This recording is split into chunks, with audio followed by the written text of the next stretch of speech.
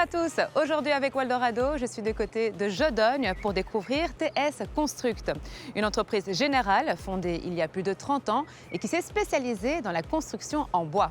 Ici, le bois est une solution durable, moderne et performante.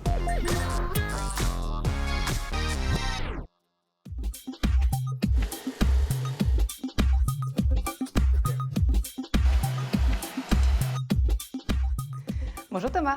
Bonjour Laura. Thomas, tu es le CEO de TS Construct. Alors dis-nous tout, comment tout a commencé pour toi dans la construction? Je dirais, après mes études d'ingénieur, je suis parti dans le béton. Puis j'ai dû faire un service militaire malheureusement parce que j'étais un des derniers, je crois. Et puis l'envie de me lancer comme indépendant. Et donc j'ai lancé TS Construct avec 2 ouvriers, 10 ouvriers, 20 ouvriers. Et aujourd'hui, je dirais TS Construct, c'est 40 personnes, 15 employés et 25 ouvriers sur chantier. Et le bois, il arrive à comment dans ton histoire? Mais le bois, en fait, c'était une passion, je dirais, d'enfance. Et un ami qui travaillait dans une entreprise bois m'a dit, tiens, j'ai un jeune qui est disponible, l'entreprise ne va pas bien, ils vont la fermer. Et donc ce jeune est arrivé chez moi en 99. Et on s'est dit, on va faire de Satur Bois. Et la première maison qu'on a créée, c'était pour mes parents. Ah, génial. Voilà, on a construit la première maison en bois ici et ils m'invitent toujours à déjeuner, donc c'est parfait. C'est que tout va bien. Tout va bien. Pourquoi avoir choisi de se spécialiser dans le bois? Je dirais le bois, c'est un matériau naturel et ça demandait à l'époque moins de main-d'œuvre que la maçonnerie traditionnelle, plus de technologie, plus de préfabrication. Et de fil en aiguille, TS Construct s'est développé dans la préfabrication, dans la préparation, avec des usines avec lesquelles on travaille, mais tout est fait en interne, on prépare, on a un bureau d'études pour étudier les structures. Et quel type de bâtiment vous construisez? Aujourd'hui, je dirais, on a 2 types de bâtiments. On construit encore des extensions pour des maisons traditionnelles, et on construit des nouvelles villas, des maisons. Et on a aussi tout un marché, le tertiaire, où on travaille, on fait des maisons de repos, des immeubles d'appartements, une tour. On a fait la tour Montoyer par Bruxelles, par exemple, 7 étages, en collaboration avec un gros entrepreneur. Des écoles aussi, pas mal d'écoles. Et le bois, il vient d'où? On travaille avec des usines qui sont en Allemagne et en Autriche. On travaille avec des bois européens, mais pour l'Allemagne, c'est souvent des bois belges, parce qu'en Allemagne, on fait du prélèvement sporadique dans les bois. En Belgique, on fait ce qu'on appelle des mises à blanc. Donc on prend 1 hectare, on coupe tout. Donc le bois est plus homogène. Comme vous voyez, il y a des planches qui doivent plus se ressembler. Donc les Allemands achètent énormément de bois en Belgique, qui retravaillent et puis nous le revendent par après, produit dans panneaux. Alors quel est le grand avantage du CLT? C'est de la préfabrication avant tout. On a des énormes panneaux qui sont faits en usine. On peut faire des panneaux de 15 mètres par 3, avec les fenêtres prédécoupées. Les panneaux arrivent sur chantier et une maison de 200 mètres carrés, en 2 jours, elle est montée. Enfin, 2 jours de montage, puis 2 jours d'assemblage. En 1 semaine, la maison est complètement montée, avec toutes ses baies, toutes ses fenêtres. Il n'y a pas de pont thermique parce que c'est du bois, donc c'est un produit qui est isolant. Et en même temps, je dirais, on a un produit écologique, puisqu'il y a très peu de colle et le bois est séché plutôt que d'être traité avec des produits en usine. Merci beaucoup Thomas. Avec plaisir.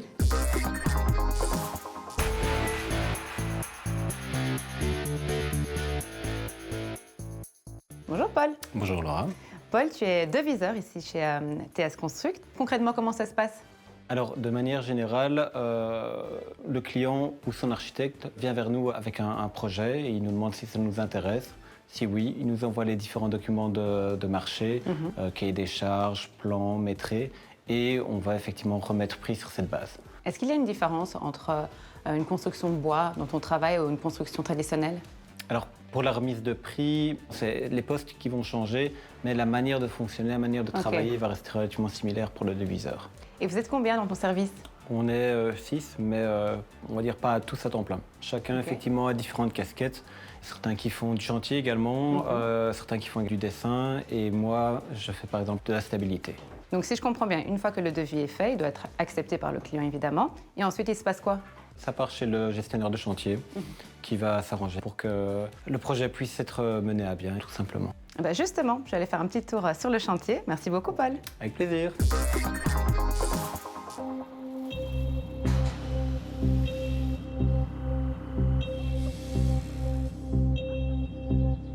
Bonjour Jean-François. Bonjour Laura. Alors Jean-François, tu es gestionnaire de chantier. Donc si je comprends bien, une fois que le devis a été validé, c'est à toi de jouer. Donc quel est ton rôle? Mon rôle à ce moment-là, c'est de gérer l'ensemble des travaux. Donc aussi bien préparation de chantier, l'exécution, le contrôle et toutes les réunions de chantier avec les clients, les bureaux d'études, quoi. Et donc, qu'est-ce que tu dois préparer en amont avant le chantier? Ah, là, il y a du gros travail parce que je dois d'abord regarder comment est fait le dossier, quelles sont les difficultés qu'il va y avoir dans le dossier, où ça se situe, comment sont au niveau des plans. Donc tout étudier et anticiper en fait tous les problèmes qu'il y aura et coordonner, planifier. Et une fois que le chantier est lancé, à ce moment-là, quel est ton rôle? À ce moment-là, le rôle il devient le plus costaud parce que c'est à ce moment-là qu'on doit coordonner toutes les entreprises, mais qu'on doit aussi passer les commandes avec les entreprises, anticiper les matériaux qu'on va utiliser, voir les hommes avec qui on va travailler, et puis il faut coordonner l'ensemble des gens. Et puis pendant tout le chantier, vérifier que ça se passe correctement, que techniquement c'est fait convenablement, que le planning est respecté. Et il faut suivre quelle formation pour faire ton métier? Ça dépend de la taille des chantiers. Disons que pour des gros chantiers, ce seront des ingénieurs industriels ou des ingénieurs civils. Et si les chantiers sont moins compliqués ou qu'ils sont plus petits, à ce moment-là, ce sont des gens qui ont une formation à 2 technique ou parfois même des architectes. Et toi, ça fait combien de temps que tu fais ce métier?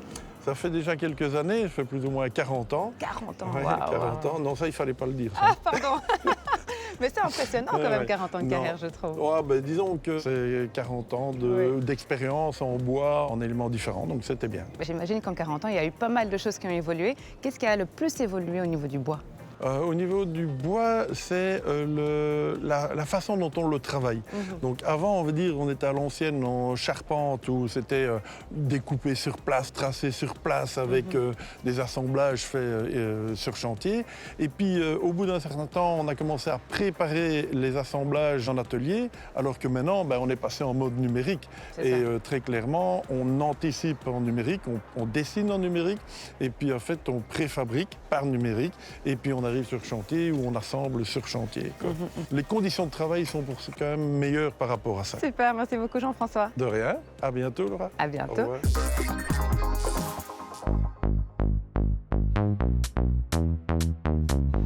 Bonjour.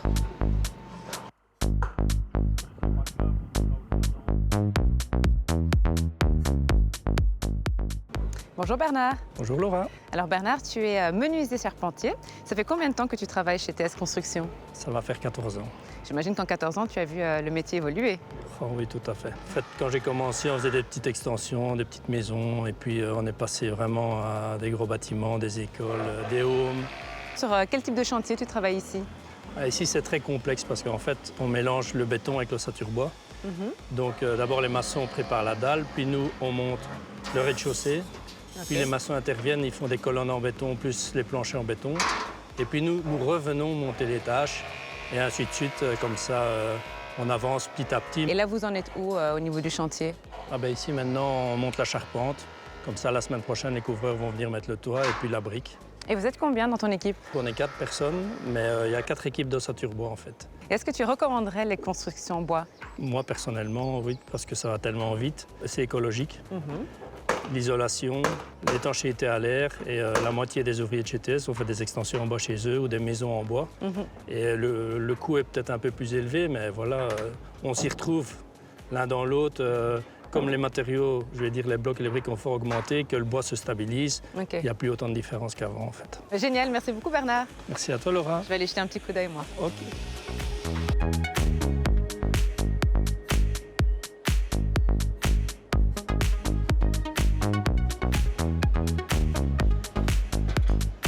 Allez, on va aller retrouver Christophe.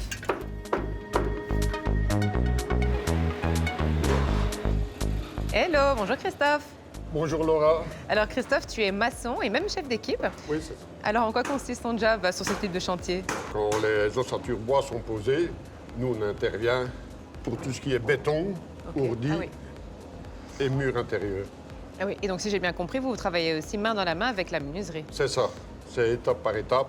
Mais j'imagine que ça ne doit pas être tous les jours facile de travailler sur le chantier. C'est quoi le plus compliqué? On est dépendant du temps, quand il pleut vraiment beaucoup, là on est obligé d'arrêter. Mais le froid, là on s'adapte, on s'habille et on continue. Et ça fait combien de temps que tu fais ce métier? Je vais dire, moi il y a déjà quelques années, je viens d'une famille de maçons. Ok. Je vais dire depuis l'âge de 14-15 ans, on a appris sur le terrain.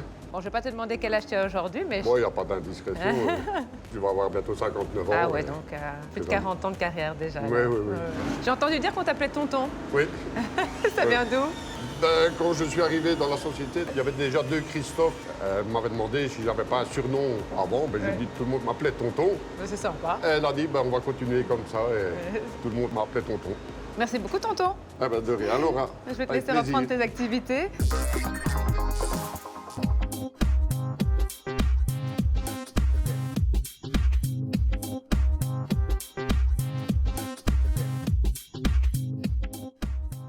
Thomas, on se retrouve aux côtés de ta fille Barbara et de Julien qui seront amenés à reprendre les rênes de l'entreprise.